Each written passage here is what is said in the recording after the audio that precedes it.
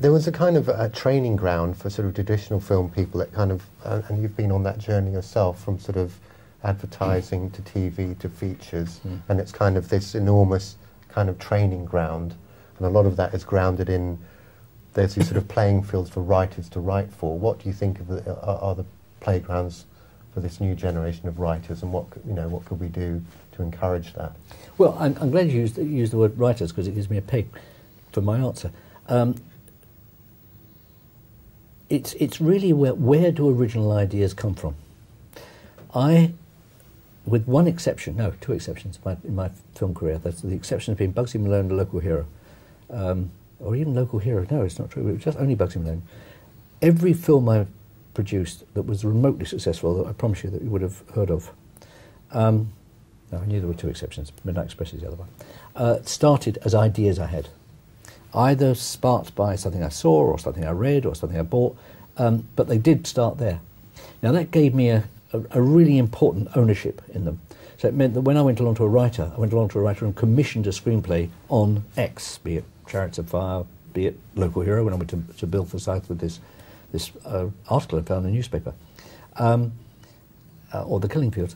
I started as it were the owner. And then you were able to work with the writer and fashion that material. And again, I never went to directors, other than the case of Bill, who was writer and director. I didn't go to the directors until I had a script I was really, really comfortable with and really felt worked. So I keep using this word, I was the owner. The reason that was important is because I was able to project forward to the audience that I was looking for. So it was absolutely possible for me to be able to say, well, your idea may be great, but it doesn't work for my audience. I knew that was about to happen. Sorry, I'll stop there. I've just got to go and vote. I was just interested, do you actually own an iPod? I do. I actually own 3 iPods. Really? Yep. I have a large iPod, I've got a Nano, and I've got a Shuffle. And what sort of stuff do you put on it, or is that everything? I just asked everyone here. No, the Shuffle tends to be quite poppy and cheery, because I tend to wear it when I'm walking home and looking for a rhythm to walk to, So that's down to, Roy Orbison helps you on the way home sometimes. It keeps the energy level up. The big iPod with well over 2,000 tracks in it has got everything, absolutely everything, quite a lot of classical music, and I'm able just to dial up different moods. It depends on the mood I'm in. I love music. I've spent my life buying and acquiring music. Every one of them, I should say, downloaded from my own CD. I've never yet downloaded a track. I'm not sure I know how to. So it's my own CDs where all the inputs come from. Yeah, I'm an iPod devotee. And do you ever watch the small screen? No, I've never used. Fun enough, the iPod I've got could receive an image. I've never done that. I think that's probably takes me a little out of my comfort zone. That would. Yeah. I'd make a balls of it and probably end up, you know what happened? I'd end up losing all my music. Yeah. I wanted to kind of move on to quite a thing that I'm very interested by, kind of quite a serious topic. There was a big UNICEF report that came out about the well-being of childhood, and being someone that's championed education in so many different ways, and involvements in universities to sort of involvement in linking English schools more internationally.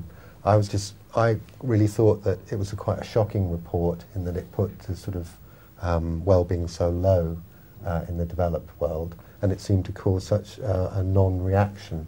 I just wondered what you thought about the sort of our culture's reaction to that kind of quite damning report. Well, it's very interesting. I mean, your perception is a punter's perception is quite an interesting one. I promise you, because I'm president of UNICEF, so I was caught right in the raw end of this.